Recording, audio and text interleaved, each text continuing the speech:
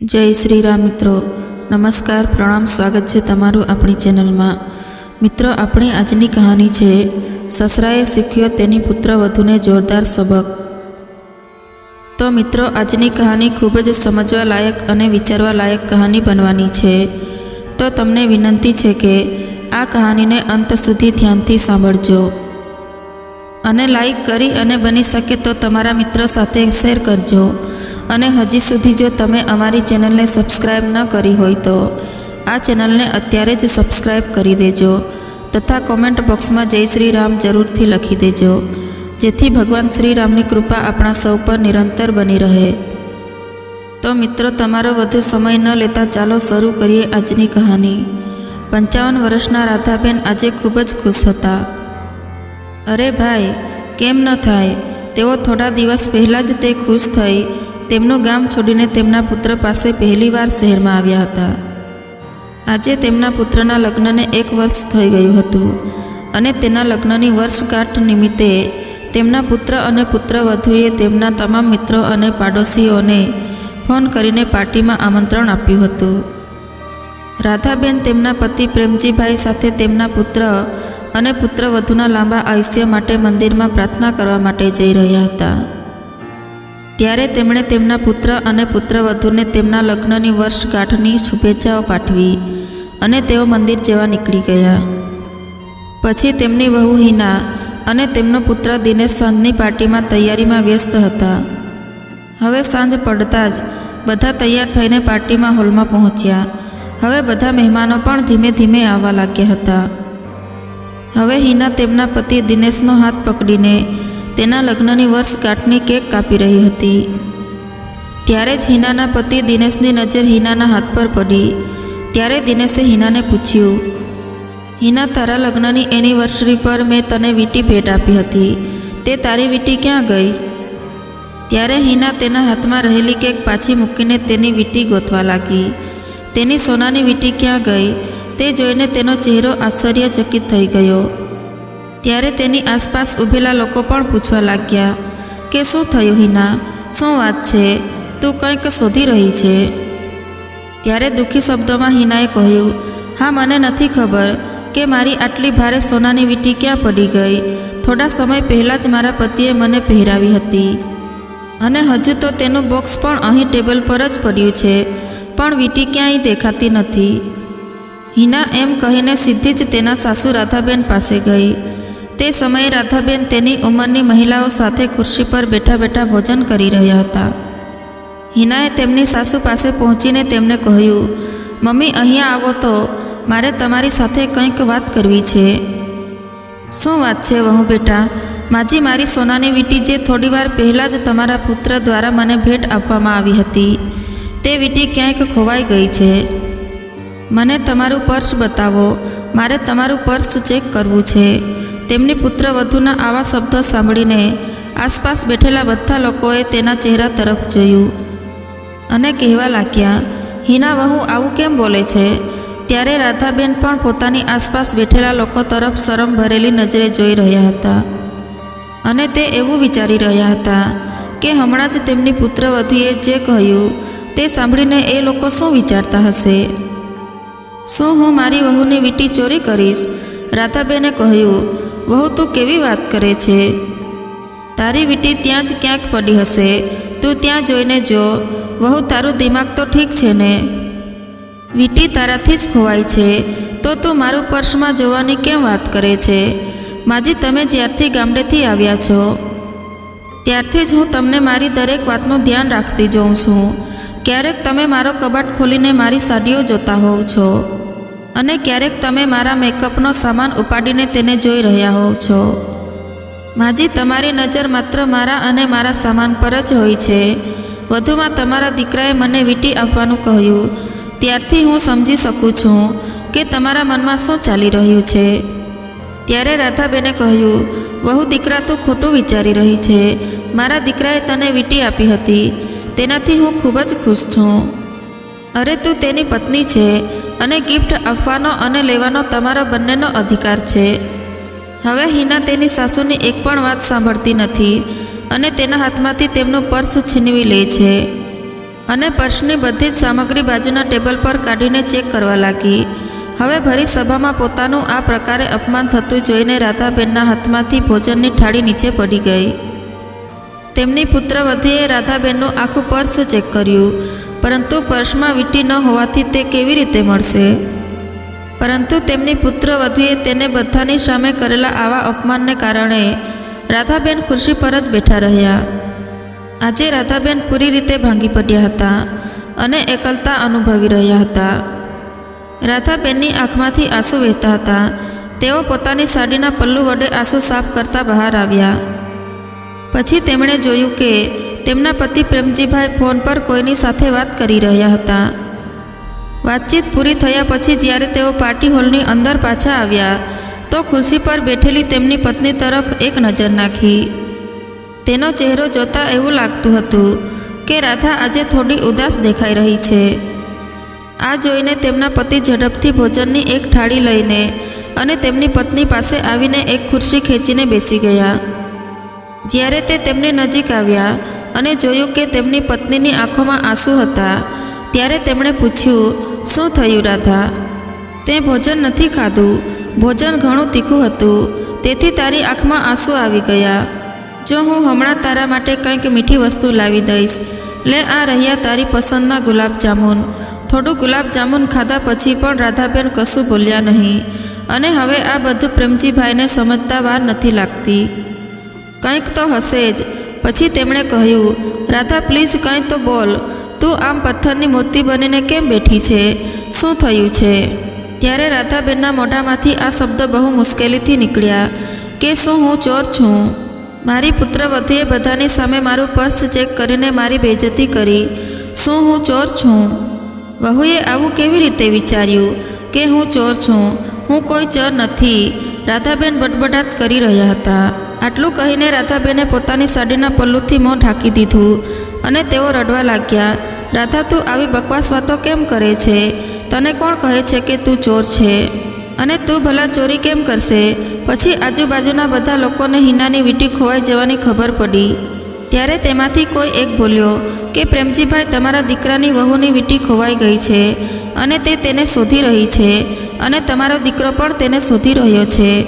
ત્યારે પ્રેમજીભાઈની નજીકમાં બેઠેલી એક વૃદ્ધ મહિલા બોલી, તમારી પુત્રવધૂની વીંટી તેની સાથે હોવી જોઈએ. પહેલાં ત્યાં એની આજુબાજુ ગોતવી જોઈએ. અરે, શું કોઈ એની સાસુ સાથે આવું કરે છે શું? એણે તો બધા લોકોની સામે આ રીતે તલાશી લીધી, જાણે તેની સાસુ ચોર હોય અને તેની વીંટી ચોરી લીધી હોય. અરે, પાર્ટીમાં ઘણા બધા લોકો હાજર છે. થોડી તો શરમ કરવી જોઈએ ને. જુઓ, બિચારી ત્યારથી ગુમસુમ બેઠી છે. ન તો કંઈ બોલે છે કે ન તો કોઈની સાથે વાત કરી રહી છે. પ્રેમજીભાઈ જ્યારે આ બધી વાતો સાંભળે છે ત્યારે તેને ખૂબ ગુસ્સો આવે છે અને વિચારે છે કે વહુએ તેની સાસુ પર આટલો મોટો આરોપ કેવી રીતે લગાવ્યો.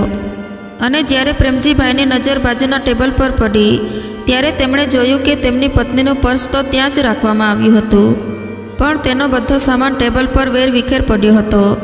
તેઓએ ઝડપથી પર્સની બધી સામગ્રી ભેગી કરીને પર્સની અંદર મૂકી અને થોડીવાર પછી તેમનો દીકરો પણ તેની માતા પાસે આવ્યો અને કહ્યું, માં, તમે મારી વહુની વીંટી ક્યાંય જોઈ છે? જોઈ હોય તો મને કહો. તેને તેની માતા પર સીધો ચોરીનો આરોપ લગાવવાની હિંમત નહોતી થતી, તેથી તે ગોળ ગોળ વાતો કરીને તેની માતાને પૂછી રહ્યો હતો. ત્યારે પ્રેમજીભાઈએ તેના પુત્રને કહ્યું, તને શરમ નથી આવતી? તારી માતાને વીંટી વિશે પૂછતા શું તને તારી માતા ચોર લાગે છે? શું તે તારી પત્નીની વીંટીની ચોરી કરશે? અરે, શું કમી છે તારી માતા પાસે કે તારી માતા તારી પત્નીની વીંટી ચોરશે? તું અહીંથી ચાલ્યો જા, નહીંતર ગુસ્સામાં હું કંઈક કરી બેસીશ. હવે હું તમારી આવી વાતો સહન નહીં કરી શકું. ત્યારબાદ પ્રેમજીભાઈએ તેમની પત્નીનો હાથ પકડીને તેમના પુત્રના ફ્લેટ પર પાછા આવી ગયા. તેમનો પુત્ર અને પુત્રવધુ હજી પાર્ટી કરી રહ્યા હતા. ઘરે આવ્યા પછી પ્રેમજીભાઈ તેમની પત્નીને સમજાવવાનો પ્રયાસ કરી રહ્યા હતા અને કહ્યું, તું ચિંતા ન કર, વહુને આવવા દે. અમે બંને તેને કહીશું કે તેણે બધાની સામે આ રીતે તારું પર્સ ચેક કરીને તે સારું નથી કર્યું. અને દીકરાએ પણ તેમને એકવાર પણ ના રોકી કે તું મારી માતાની તલાશી કેમ લઈ રહી છે? મારી માં આવું ક્યારેય નહીં કરી શકે. તેમના રૂમમાં જઈને રાધાબેન તે દિવસોને યાદ કરવા લાગ્યા, જ્યારે તેના પુત્ર અને પુત્રવધુએ તેને ફોન કરીને કહ્યું હતું કે માતા, અમે અમારી પ્રથમ લગ્નની વર્ષગાંઠ ખૂબ જ ધામધૂમથી ઉજવીએ છીએ અને તમારે પણ અમારી લગ્નની વર્ષગાંઠની પાર્ટીમાં આવવાનું છે. ત્યારે રાધાબેને તેના પુત્ર પાસે જવાનું નામ સાંભળતા જ તે ખૂબ ખુશ હતા. આજે તે પ્રથમ વખતે તેની પુત્રવધુ અને પુત્રના ઘરે જઈ રહ્યા હતા, કારણ કે તેનો પુત્ર જ્યારથી શહેરમાં નોકરી કરવા ગયો છે ત્યારથી જ્યારે તેમને તેના પુત્રની યાદ આવતી ત્યારે તે તેને પોતાના ગામમાં તેના ઘરે બોલાવી લેતી હતી. દીકરો પણ ત્યાં એક રૂમમાં એકલો રહેતો હતો, તો તે ત્યાં જઈને શું કરશે? પણ જ્યારે તેના લગ્ન થયા ત્યારે તેમણે એક મોટો ફ્લેટ ખરીદ્યો અને તે બંને આરામથી રહે છે. આજે તેમના લગ્નને 1 વર્ષ થવાનું હતું ત્યારે રાધાબેન તેમના પતિને કહે છે, સાંભળો જી, આ મારી પુત્રવધુની પ્રથમ વર્ષગાંઠ છે, તેથી હું મારી વહુને ખૂબ સરસ ભેટ આપીશ. ત્યારે પ્રેમજીભાઈ કહે છે, ચાલો હું આજે જ તને મારી સાથે બજારમાં લઈ જાઉં, તો તું વહુ માટે એક સરસ સાડી ખરીદી લે. અરે ના ના, હું મારી વહુને સાડી નહીં આપીશ, હું મારી વહુને સોનાની બંગડીઓ આપીશ. બંગડીઓ? તમારી વહુને એની લગ્નની વર્ષગાંઠ પર આટલી મોંઘી ભેટ તમે તેને આપી દેશો? ચાલો કંઈ નહીં, હવે તમારે તમારી વહુને સોનાની બંગડી આપવાની ઈચ્છા છે તો ઠીક છે, હું કાલે જ બેંકમાંથી પૈસા ઉપાડીને લેતો આવું. ત્યારે તમને મારી સાથે સોનાની દુકાને લઈ જઈને તમારી પસંદની પુત્રવધુ માટે એક સુંદર બંગડી ખરીદી લેજો. બીજા દિવસે જ્યારે રાધાબેન તેમની વહુ માટે બંગડીઓ લેવા ગઈ ત્યારે તે એટલી ખુશ હતી કે જ્યારે તે તેની વહુને આ બંગડી આપશે ત્યારે તે એટલી ખુશ હશે કે મારી સાસુએ મને શ્રેષ્ઠ અને સુંદર ભેટ તરીકે સોનાની બંગડીઓ આપી છે અને તે આનંદથી મને ગળે લગાડી લેશે. ખબર નહીં કે રાધાબેને તેમના હૃદયમાં કેવી ઈચ્છાઓ રાખી હતી. વાસ્તવમાં દિનેશ રાધાબેન અને પ્રેમજીભાઈનો એકમાત્ર પુત્ર હતો. પ્રેમજીભાઈ ગામની સરકારી શાળામાં અંગ્રેજી ભાષાનો શિક્ષક છે અને તેની સાથે તેઓ બાળકોને કોચિંગ પણ કરાવે છે. આજુબાજુના ગામડાના બાળકો પણ તેની પાસે ભણવા આવે છે, કારણ કે તે જે રીતે અંગ્રેજી ભાષા શીખવે છે તે બાળકોને ખૂબ જ ઝડપથી સમજમાં આવી જાય છે. તેઓ તેમના વિસ્તારમાં પ્રખ્યાત અંગ્રેજી ભાષાના શિક્ષક છે. ગામમાં દરેક જણ તેમને તેમના નામથી ઓળખતા નથી, પરંતુ ગામમાં દરેક લોકો તેને માસ્તરજીના નામથી ઓળખે છે. કોઈને પણ પૂછો કે અંગ્રેજીના માસ્તરજીનું ઘર ક્યાં છે તો કોઈ પણ બતાવી દેશે. પ્રેમજીભાઈનો દીકરો દિનેશ પણ ભણવામાં ખૂબ જ હોશિયાર હતો. તેણે પોતાના દીકરાનું શાળાનું શિક્ષણ ગામમાંથી જ પૂરું કર્યું અને પછી દીકરાને ભણવા માટે શહેરમાં મોકલ્યો. તેમની નોકરીમાં જે કંઈ કમાતા હતા તે બધું જ તેના દીકરાના ભણતર પાછળ ખર્ચ કરતા અને ટ્યુશન અને કોચિંગમાંથી જે કમાણી થતી હતી તે તેઓ ઘરના ખર્ચમાં વાપરતા હતા. એક દિવસ દિનેશ પણ ભણી ગણીને સારી નોકરી કરવા લાગ્યો. પછી તેને એક મોટી મલ્ટીનેશનલ કંપનીમાં નોકરી મળી ગઈ. બહુ મોટી પોસ્ટની નોકરી મળ્યા પછી દિનેશને સંબંધના ઘણા માંગા આવવા લાગ્યા, કારણ કે દિનેશ દેખાવડો હતો અને હવે તેને નોકરી પણ મળી ગઈ હતી, એટલે રોજ કોઈને કોઈ સંબંધ તેના લગ્ન માટે આવતા જ રહેતા હતા. ઘણી છોકરીઓ જોયા પછી તેમાંથી રાધાબેને હિનાને પસંદ કરી હતી. બધી ઔપચારિકતા પૂર્ણ થયા બાદ સગાઈ થઈ અને ત્યારબાદ લગ્નની તૈયારીઓ શરૂ થઈ. તે બંનેના લગ્ન પણ ખૂબ જ ધામધૂમથી થયા. રાધાબેન અને પ્રેમજીભાઈએ તેમના પુત્ર અને પુત્રવધુની ઈચ્છા મુજબ જ લગ્નમાં બધું કર્યું અને ત્યાં સુધી કે લોકોની પરવા કર્યા વિના તેઓએ તેમની પુત્રવધુને ચઢાવવાની તમામ વસ્તુઓની તેમની પુત્રવધુ સાથે લઈ જઈને તેમની પસંદની તમામ વસ્તુઓ ખરીદી કરી હતી, કારણ કે રાધાબેનને તેના મનમાં ક્યાંય ને ક્યાંય એવો અહેસાસ પણ હતો કે તેને કોઈ દીકરી નથી. જ્યારે વહુ આવશે ત્યારે તેને દીકરી તરીકે રાખશે. તેને તેની દીકરી જેવો જ પ્રેમ અને સ્નેહ આપ્યો અને તેને એવું ન લાગવા દીધું કે તે તેના સાસરે છે. પણ રાધાબેનને એ ક્યાં ખબર હતી કે દીકરી તો દીકરી જ હોય છે અને વહુ ક્યારેય દીકરી બની નથી શકતી. અને સાસુ વહુને ગમે તેટલો પ્રેમ કરે તો પણ સાસુ ક્યારેય માં નથી બની શકતી. મિત્રો, આ દુનિયામાં સત્ય છે, તેને કોઈ બદલી શકતું નથી. હવે ધીમે ધીમે તેમના પુત્રના લગ્નનો સમય નજીક આવ્યો. હવે હિના કન્યા બનીને રાધાબેનના ઘરે આવી ગઈ. લગ્ન વખતે તો રાધાબેન આનંદથી ભરાઈ ગયા જ્યારે તેમના નાના પરિવારમાં એક નવું સભ્ય આવ્યું હતું. તેમણે પોતાની વહુનું ખૂબ જ ઉત્સાહથી સ્વાગત કર્યું વહુના સ્વાગત સત્કારમાં કોઈ ખામી ના રાખી. જોકે લગ્ન પછી પુત્રવધુ 15 દિવસ સુધી તેના સાસરિયાના ઘરે રહી, પરંતુ આ 15 દિવસ દરમિયાન રાધાબેને પોતાની પુત્રવધુને એકદમ આરામથી બેસાડીને ખવડાવ્યું. આમે મિત્રો, તેમના સમાજમાં જ્યારે કોઈ નવી વહુ લગ્ન કરીને આવે છે ત્યારે તેને કોઈ કામ કરવા માટે નથી કહેતા. તેથી રાધાબેન તેમની વહુનું બધું જ કામ કરતી હતી. હવે જ્યારે બીજી વાર હિના જ્યારે તેના સાસરે પાછી આવી ત્યારે તે માત્ર 2 દિવસ જ રોકાઈ હતી. ત્યારબાદ તે દિનેશની સાથે નોકરી પર ચાલી ગઈ હતી. રાધાબેનને તેની પુત્રવધુ સાથે વધુ સમય વિતાવવાનો સમય ન મળ્યો, તેથી તે તેની વહુને બરાબર સમજી શકી નથી. તેની વહુનો સ્વભાવ કેવો છે, તેને શું ગમે છે, શું નાપસંદ છે, તેનું વ્યક્તિત્વ કેવું છે. પણ મિત્રો, જ્યાં સુધી આપણે કોઈને સારી રીતે ના સમજીએ ત્યાં સુધી આપણે તેના સ્વભાવ વિશે કંઈ કહી શકતા નથી. જ્યારે આપણે તેની સાથે રહીએ છીએ ત્યારે આપણને તેના સ્વભાવ વિશે ખબર પડે છે. ત્યાં સુધી આપણે તેનું સત્ય જાણતા નથી. ત્યાં સુધી તો આપણે તેને આપણી હથેળીમાં જ રાખીએ છીએ. જ્યારે આપણે તેની પાસે જઈને રહીએ છીએ ત્યારે આપણને તેની જવાબદારીની અને વાસ્તવિકતાની ખબર પડે છે. આજે રાધાબેન અને પ્રેમજીભાઈની પણ આવી જ હાલત થઈ ગઈ હતી. તેમના પુત્ર અને પુત્રવધુના ફ્લેટના રૂમમાં બેસીને રાધાબેન આ બધું વિચારી રહ્યા હતા. ત્યારે અચાનક તેમને કોઈનો આવવાનો અવાજ સંભળાયો. જ્યારે રાધાબેને દરવાજો ખોલ્યો તો તેણે સામે તેનો દીકરો અને વહુ ઊભેલા જોયા. આખી પાર્ટી પૂરી કરીને રાત્રે લગભગ 1 વાગે બંને ઘરે પાછા આવ્યા હતા. રાધાબેને આજે શાંતિથી દરવાજો ખોલ્યો અને તે તેના રૂમમાં પાછા ગયા. તેમનો પુત્ર તેને કંઈક કહેવા માટે આગળ વધ્યો, પણ રાધાબેને કહ્યું કે અત્યારે કંઈ કહેવાની કે સાંભળવાની જરૂર નથી અને રાત બહુ થઈ ગઈ છે. અત્યારે રાતનો 1 વાગ્યો છે તો તે કોઈની સાથે કેમ વાત કરશે? તેથી તે ચૂપચાપ એમના રૂમમાં જઈને ખાટલા પર જઈને સૂઈ ગયા. ત્યારે પ્રેમજીભાઈ પણ સહેજ ખડખડાટના અવાજથી જાગી ગયા અને પૂછ્યું, શું થયું રાધા, તું હજી કેમ સૂતી નથી? અને બહારથી કોનો અવાજ આવી રહ્યો હતો? કંઈ નહીં, દીકરો અને વહુ પાર્ટીમાંથી આવ્યા છે. ત્યારે રાધાબેનને યાદ આવ્યું કે અમે વહુ માટે સોનાની બંગડીઓ લાવ્યા હતા. તે સોનાની બંગડીઓ અમે તેને આપી ન હતી. જ્યારે પુત્રએ તેને વીંટી પહેરાવી હતી તે સમયે મેં વિચાર્યું હતું કે આપણે તે જ સમયે અમારી લાવેલી બંગડીઓ તેમને આપીશું. પણ મને ખબર નથી કે તમે ક્યાં ફરી રહ્યા હતા. મેં તમને ક્યાંય જોયા નહીં. અને હા, બંગડીઓ તો અમારા ખિસ્સામાં રાખી હતી. અને પછી હું આવીને જમવા બેસી ગઈ અને તે પછી આ બધું થયું. અંતે એક માતાનું દિલ એ માતાનું જ દિલ હોય છે.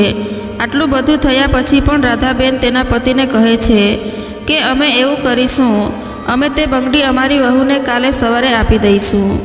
ત્યારે પ્રેમજીભાઈ તેમના ખાટલા પરથી ઊભા થયા અને રાધાબેનને કહ્યું, ના રાધા, હવે હું તેમને આ બંગડી નહીં આપું. અમે કેટલા હરખથી અમારી પુત્રવધુ માટે આ બંગડી બનાવડાવીને લાવ્યા હતા, પણ પુત્રવધુએ તારી સાથે શું કર્યું તે તું કેમ ભૂલી ગઈ છો? હવે હું પુત્રવધુને આ બંગડીઓ ક્યારેય નહીં આપું. તેમના પતિની સામે રાધાબેન કંઈ બોલી શક્યા નહીં, કારણ કે કોઈક રીતે તેમને પણ તેમની વહુનું આવું વર્તન ખરાબ લાગ્યું હતું. સવારે 9 વાગ્યા સુધી બધા સૂઈ રહ્યા, કારણ કે પાર્ટી મોડી રાત સુધી ચાલી હતી. તેથી કોઈ વહેલા જગ્યા નહોતા. ત્યારે રાધાબેન ઉઠીને રસોડામાં ગયા અને તેમના પતિ અને તેના માટે ચા બનાવીને લઈને આવ્યા. જ્યારે તેઓ ચા પી રહ્યા હતા ત્યારે જ તેમનો દીકરો અને વહુ બંને જાગી ગયા. ત્યારે દીકરો બોલ્યો કે માં, તમે એકલા ચા બનાવીને પીધી, તમે મારા માટે તો ચા પણ ન બનાવી. ત્યારે રાધાબેને કહ્યું, ઠીક છે દીકરા, હું હમણાં જ બનાવી દઈશ. રાધાબેન ચા બનાવવા માટે જેવા ઊભા થયા તો પ્રેમજીભાઈએ તેમને પાછા બેસી જવાનું કહ્યું અને તેના દીકરા સામે જોઈને કહ્યું, કેમ દીકરા, તે અને તારી વહુએ કાલે તારી માતા સાથે જે કર્યું એ જોઈને તને હજુ પણ આશા છે કે તારી મા તારા માટે ચા બનાવીને આપશે? ત્યારે દિનેશે તેની માતાને કહ્યું કે માં, કાલે હિનાની વીંટી જે તેના પર્સમાંથી પડી ગઈ હતી, બધે શોધ્યા પછી પણ જ્યારે તે ક્યાંય ન મળી ત્યારે અમને લાગ્યું કે તે ક્યાંક પડી ગઈ હશે. તેથી જ હું તેને શોધી શક્યો નહીં. થોડા સમય પછી જ્યારે હિનાનો ફોન તેના પર્સમાં રાખવામાં આવ્યો હતો તેમાં કોઈનો ફોન આવ્યો. જ્યારે હું ફોન ઉપાડવા પર્સ પાસે ગયો અને જ્યારે મેં ફોન કાઢવા પર્સ ખોલ્યું તો હિનાની વીંટી તેના પર્સમાં જ પડી હતી. મને માફ કરી દો. હિનાએ જે તમારી સાથે કર્યું તે સારું નથી કર્યું.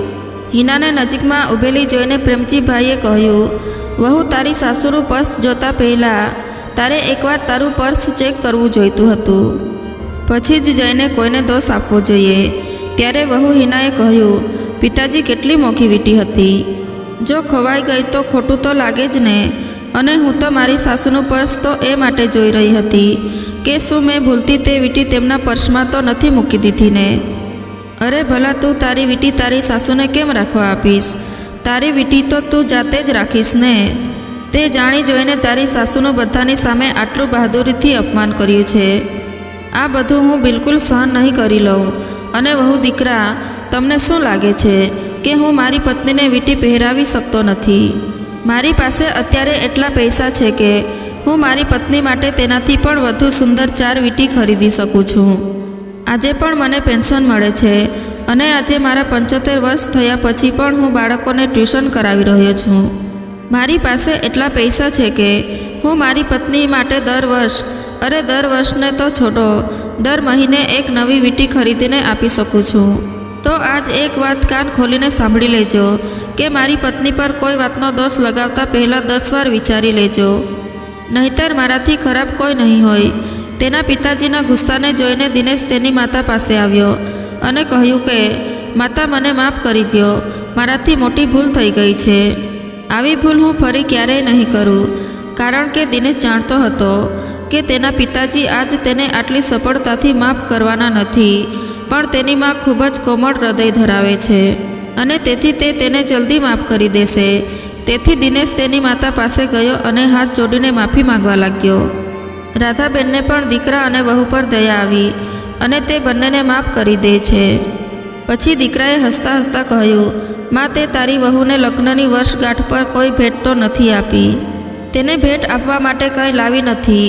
ત્યારે પ્રેમજીભાઈએ કહ્યું કે દીકરા, અમે તો સોનાની બંગડીઓ લાવ્યા હતા વહુને ભેટ આપવા માટે, પણ હવે દેવાનું મન નથી થતું અને હવે મેં તે બંગડીઓ તારી માતાને આપી દીધી છે. જોકે તારી માતાને આ બધી વસ્તુઓનો શોખ તો નથી, પરંતુ હવે હું ઈચ્છું છું કે તે આ બધી વસ્તુઓ પહેરે, જેથી ઓછામાં ઓછા લોકો એવું તો ના વિચારે કે તમારી પાસે તે બધી વસ્તુઓ નથી. ત્યારે તેમની નજીકમાં ઊભેલી કવિતાએ તેના સસરાને કહ્યું, પિતાજી, તમે અમારા માટે શું લાવ્યા છો? કૃપા કરીને અમને કહો તો ખરા. ત્યારે પ્રેમજીભાઈએ તેમની પુત્રવધૂને કંઈ પણ કહ્યા વિના ચૂપચાપ તેમના રૂમમાં ચાલ્યા ગયા.